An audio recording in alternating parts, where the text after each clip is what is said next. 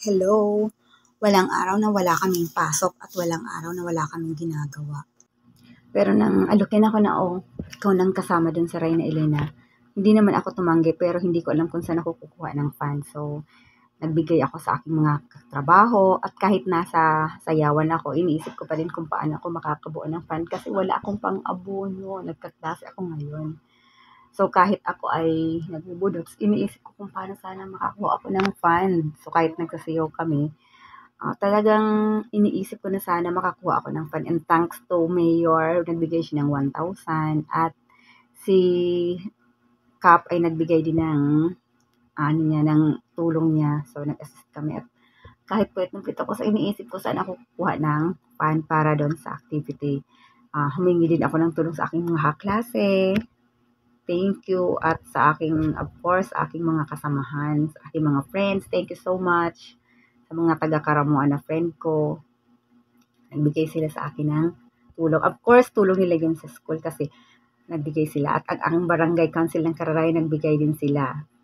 At kahit konti man lang ang aking nakuha, of course, nakatulong kami sa school. So, kami lang nang kasama ko sa barangay council, tinulungan man talaga nila.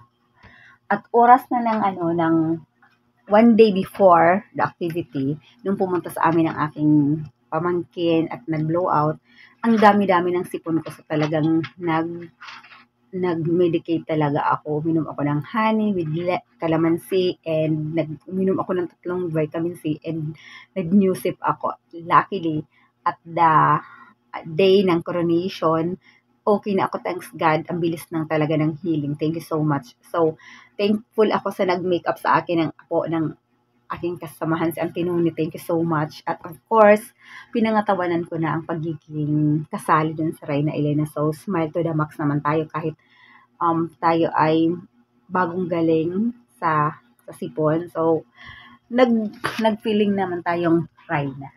So, lang ako, pang fifth ako sa 6.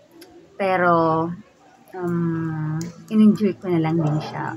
Siguro nakatulong pa ako ng marami siguro kung hindi ako maraming binayaran or walang inaabunuhan. But then, I'm glad na may mga tumulong sa akin, kapatid ko, mga kasama ko sa work. Salamat sa SES. At of course, sa mga friend ko, close friends na tumulong, kasamahan ko sa work. Malaking bagay na yun sa akin at of course aming parish na nag-initiate ng ganitong activity and of course para ito sa improvement ng aming parish office. So nakakasaya and ayaw sana ng anak ko na sumali ako kasi ay nasumama sa akin pero napilitan din siya kaya sinamahan niya ako and siya daw yung mag-video sa akin or mag-picture at hindi siya nakasama sa aking upuan kasi iba yung upuan ko pero behave naman siya. Siya yung nagpicture sa akin, hindi siya nag-ingay.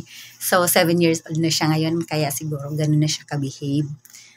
Nag-enjoy naman ako and nakita ko yung improvement ng aming parish office. So very happy naman ako with of course our Reyna Elena participants. So masaya, sabi ni Bogs, masaya naman daw yung sa gala na nakalagay kami sa pick-up na inarkila naman ng kasama namin sa pastoral dito sa San Rafael. Ang ganda. So ito ang office na pinag-improve nila.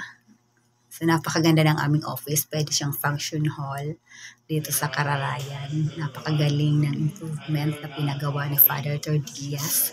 Thank you po.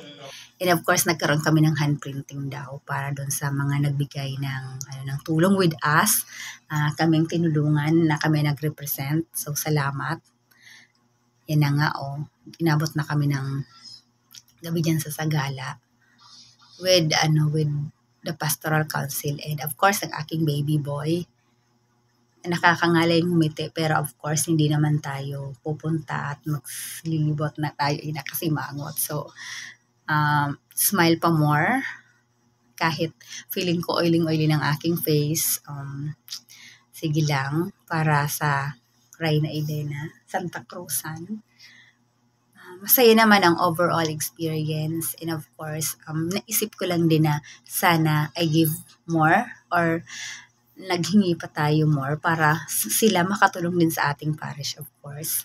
And so ito na nga, kainan na nga. Pero nagutom talaga ako nito. Ang tagal kong hindi kumain. Hindi ako nag-snack masyado. Pero of course, we choose to eat well para hindi naman tayo lumaki because nasa edad na tayo, hindi na tayo pabata. So, thank you so much for everyone who give us the opportunity to join the Pastoral Council and of course, sa lahat ng kasamahan sa work. Thank you so much. Bye. See you in the next video.